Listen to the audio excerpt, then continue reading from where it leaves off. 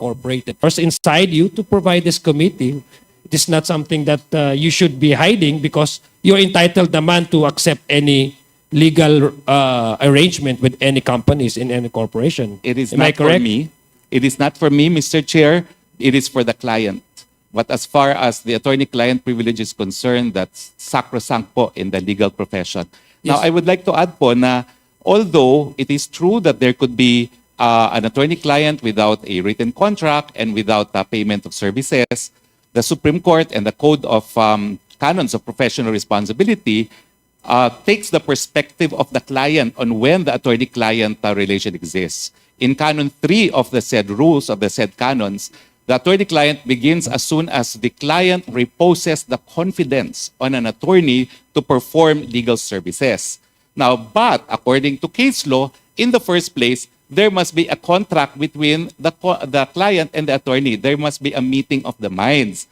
Kaya nga pong sinasabi ko, although I represented an agent of Lucky South, that did not make Lucky South my client. Para rin po yung, since mga airlines, merong silang mga handling agencies, pwede kong maging kliyente ng handling agency na hindi ko magiging kliyente yung airline itself. No? So yan po talaga yung nangyari. No? So as yeah, I said po, even if it were true that I represented Lucky South, ganun po ang trabaho ng abogado. Kaya lang, why will I say that I represented Lucky South na wala naman po talagang legal representation? Okay. Balikan ko lang po yung Last tanong ko two kanina. question, Congressman Jong. Mr. Chair, maybe may I extend for another 1 minute or two minutes? Last two Mr. questions. Two questions, okay. Sige. Kala ko 2 minutes na, 2 questions. So, balikan ko lang po, Mr. Chair, sa Secretary. So, roughly, kung marirecall nyo po, kailan po kayo na-hire ulit ng Wilbin Company? This is a week prior to the filing of your case in, 1 week before po, When was prior. this? When was This this? is the first week already of August. August of what year? Of 2023. 2023, okay. So, it's a good thing, Mr. Chair, that you've mentioned about that. At yung sabi mo, yung, kasi dalawa, Mr. Chair, no, sa ating mga kababayan na nakikinig ngayon, mukhang naku-confuse nga sila sa Whirlwind Company and sa Lucky South 99. That's why we are trying to digest further, no? Inquire further kung ano ba talaga itong dalawang entities na ito. These are two different entities because the fact that they've entered into an agreement, it proves that they're two separate entities, no? So I have here, Mr. Chair, and I would like to cite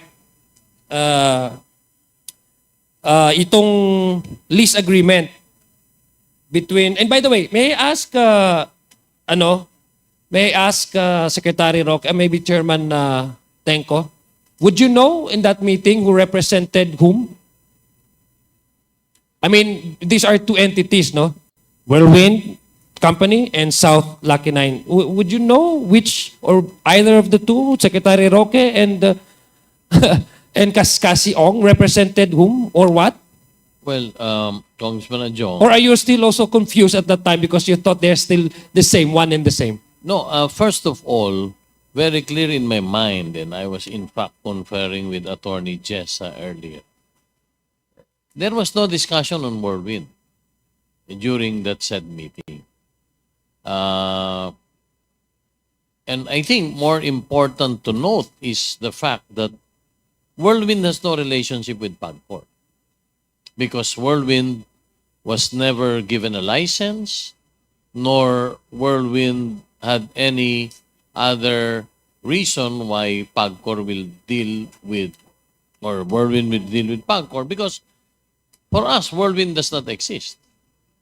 Because they never had a license, they never applied for a license, they were never issued a license in the previous administration. So, sa amin pong dalawa ni Attorney Fernandez, maliwanag po sa amin, nagpunta si Cassie Ong doon, hindi naman po tungkol sa Whirlwind.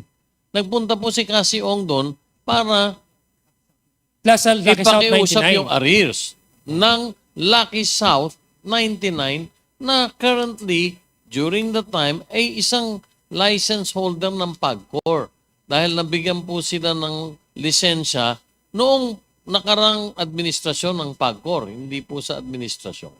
So, yun po ang tunay na ipinakikiusap ni Cassandra Cassie Leong at ni Attorney Harry Roque. So, yun po hindi po kami nakukonfuse, Congressman Adjong, sapagkat wala po namang relasyon kami sa Whirlwind eh. At never was there any discussion about Whirlwind during that brief meeting with Attorney Roque and Cassandra Leong together with PAGCOR AVP Jessa Fernandez. Thank you, Chairman. Secretary Roque, what is your take on that? Kasi mukhang klaro naman ata kay Secretary Tenco that you were there in that meeting. And you were with Cassie Ong, who apparently was connected. I guess she's still connected with Lucky South 19. How can you convince us that there has nothing to do, your presence there has nothing to do with Lucky South 99, Mr. Chair? That you were there simply because you are representing Whirlwind Company, whose legal services that you have signed with this company is purely limited to the case that you have filed prior to your being hired by this company. So doon lang ako nagka-confuse. I'll give you, Mr. Chair, I'll give you time, Mr. Chair, to respond to that. Yes, Secretary maraming Roque. salamat, Mr. Chair. Nandun po si Cassandra Ong bilang ahente ng Lucky South. Pero gaya ng sinasabi ko, yung pagiging ahente niya does not make her a shareholder or an officer of Lucky South. And since I represented an agent, ang ibig sabihin po, ang kliyente ko yung ahente. Wala pong pagkakaiba yan, for instance, dun sa mga ground handler sa airport. Pwede kong maging kliyente yung ground handler, for instance, yung Mia Score. Pero hindi ibig sabihin nyo na palibasa nagbibigay ng serbisyo ang Mia Score sa Cathay, kliyente ko yung Cathay. So I rendered service to an agent of Lucky South, and obviously she was there to make sure that the interests of their principal would be protected dahil nga na-dispalkuhan siya. So the answer is, Cassie Ong was there as an agent. And in fact, in the rules of PAGCOR, kinakailangan magkaroon sila ng representative, an agent who will represent the different licenses with PAGCOR. And it is not a requirement that the agent becomes a shareholder or an officer. Okay. In fact, after that meeting was when Sandra Ong became a representative of Lucky Star, and if the good chairman will recall, kasi naalala ko, sabi niya, naku yan, Dennis Cunanan, palitan niyo yan. Hindi mabuting tao yan, no? Palitan mo na yan. At after that meeting, naging representative po si Cassie Ong ng Lucky South. But during the meeting po, on record na representative was still Dennis Cunanan, which Mr. Cunanan disputed the last time. Sabi niya a month before, hindi na raw siya ang representative. Pero officially, in the records of PAGCOR, I am 100% sure po, as of the date that we met, it was still Dennis Cunanan. Kaya nga po kinakailangang tulungan si Sandra Ong, kasi pwedeng hindi siya pansinin eh. Dahil, bakit ka papansinin ng PAGCOR, hindi ka naman representative ng licensee nila. Yeah. Yun lang po, Mr. Chair. Thank you, Mr. Chair. And this happened despite the fact that you were hired by Whirlwind Company, not on any way connected with Lucky South 99. Mr. Opo. Chair, yes, no, that is a manifestation. I do not require any response to that, Secretary po. Mr. Chair, I have here the lease agreement between Whirlwind Company, the lessor, and the leasee, in this case, Lucky South 99, Outsourcing Incorporated. This was signed, and the fictivity of the term of the lease commenced on November 5, 2019 up to November 4, 2022. Now, the representative of Whirlwind Company, meaning the lessor, was, I don't know if she's still connected with the Whirlwind Company, Miss Stephanie B. Mascareñas. And the lessee, in this case, Lucky South 99 Outsourcing Incorporated, is Miss Catherine Cassandra L. Ong. So this is the same person, an individual, na nandoon po sa meeting nung nangyari po yung pag-uusap na yon with PAGCOR Chairman Altenco. Now, what is peculiar, Mr. Chair, is prior to the expiration, the term of the lease, which is November 4, 2022, and this is the first, there was a subsequent lease that took place. No? Same two parties. Whirlwind Corporation and Lucky South 99 Outsourcing Incorporated, and the lease agreement, the term of the lease, will commence on January 1, 2021 up to January 1, 2024. So ibig sabihin po, Mr. Chair, nag-overlap, hindi pa po sila nag-expire ang term of, nag-lease uli sila. Ganun ho sila ka-confident sa bawat isa. Yung trust and confidence is too high that even prior to the expiration of their lease, they already signed a subsequent lease agreement again. What is so peculiar and so maybe perhaps that attracts this committee's attention is that Miss Catherine Cassandra L. Ong, who represented Lucky South 99 in the first lease agreement contract, is now representing Whirlwind Corporation. And the one that signed this contract represented Lucky South 99 Outsourcing Incorporated is now, this time, Miss Ronilyn Baterna. So makikita nyo po, kaya po kami nako-confuse that these are two entities, corporations, and yet the person running these companies are one and the same. So andito po, Mr. Chair, nung unang list, Cassandra Ong, sa lessor, Whirlwind Company, Stefan Mascareñas, Whirlwind Company, sa lessor siya, Catherine Cassandra Ong, leasee, Lucky South 99, tapos sa pangalawang kontrata, nagpalit. Si Miss Sandra Ong naman ngayon ang lessor.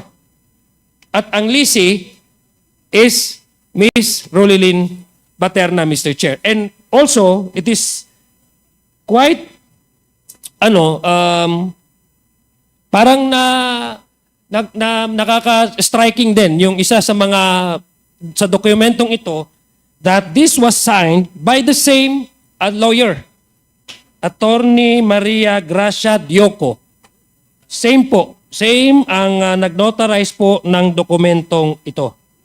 So, ibig sabihin, sa mga ating mga nanonood po, klaro na po na tama, dalawang company ito, dalawang kumpanya, pero run by the same person. I'd like to ask Secretary Roque, did you do your due diligence in finding out that Miss Cassandra Ong used to be, or in this case, siya ang magiging lessor ng Whirlwind Company at hindi ng Lucky South, which you claim trying to distance yourself from that company na palang allergic kayo sa Lucky South 99. Did you do your diligence? And I think, Mr. Chair, with all your services to this nation, Secretary Roque, paniwala po ako na isa ho kayo sa magaling na abogado.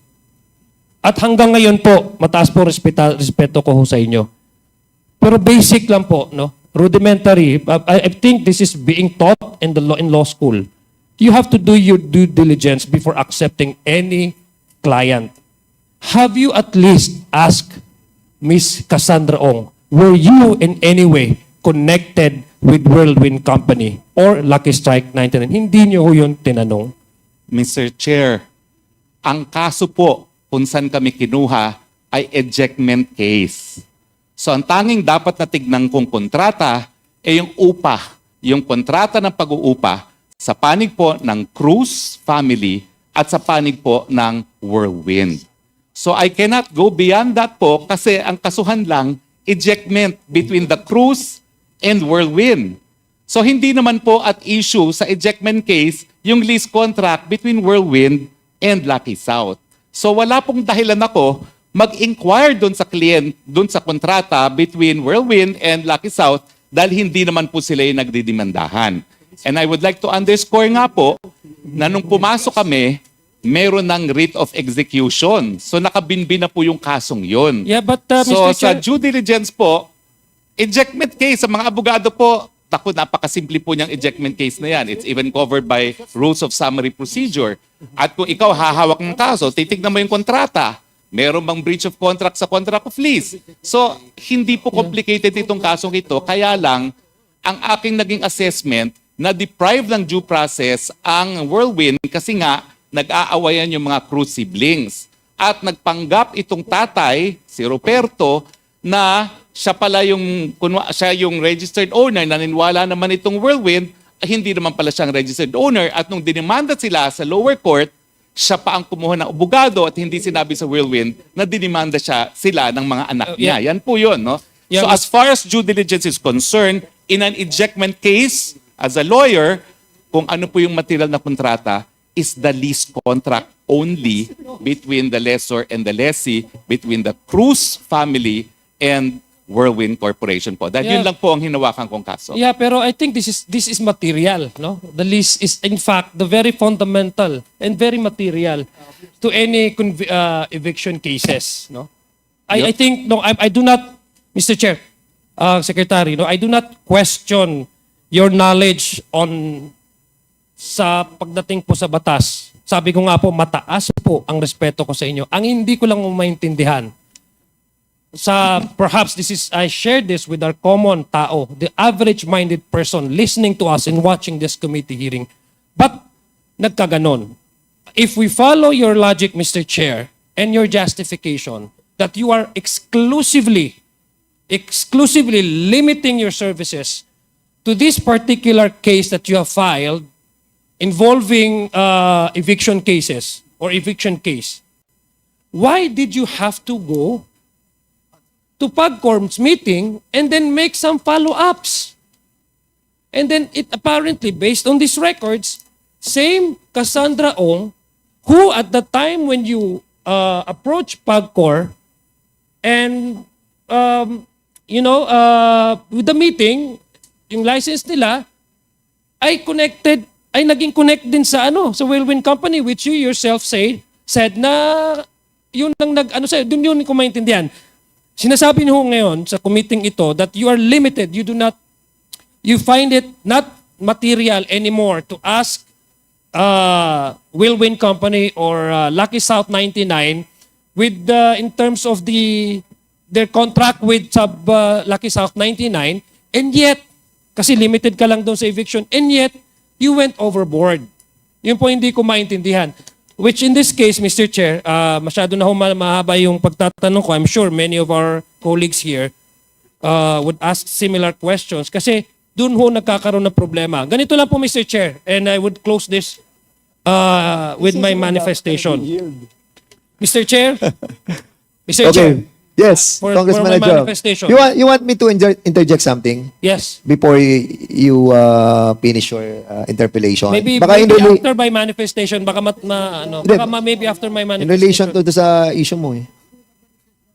Tapos ka na ng questioning. Sige, okay, go ahead. My manifestation. Kanina po, inamin naman po ni Secretary Roque na sa practice of law, and this was the question I asked him in the previous committee hearing, that hindi naman kailangan talaga nang magkaroon ng formality that you have to sign with your kasi pag law yung definition po ng Supreme Court yung practice of law, and I agree with him now. He agrees with how the Congresswoman Beatrix Luistro. Now I'd like to, Mr. Chair, and this is not in any way to contest or to even engage in legal discussion with Secretary Roque. Who am I to contest his legal opinion on the matter? But this is already a decided case, pertains to the lawyer-client relationship, no? Very much connected with the sinasabi ng Supreme Court definition nila with the practice of law. Kasi nga po yung participation po ni Secretary Roque dito sa usapang ito, yung legal services na binigay niya according to him sa Whirlwind Company. And in Burby versus Magulta, sinabi po, a lawyer-client relationship was established from the very first moment complainant asked respondent for legal advices regarding the former's business. To constitute professional employment, it is not essential that the client employed the attorney professionally on any previous occasion. It is not necessary that any retainer be paid, promised, or charged. Neither it is material. Tingnan, Mr. Chair.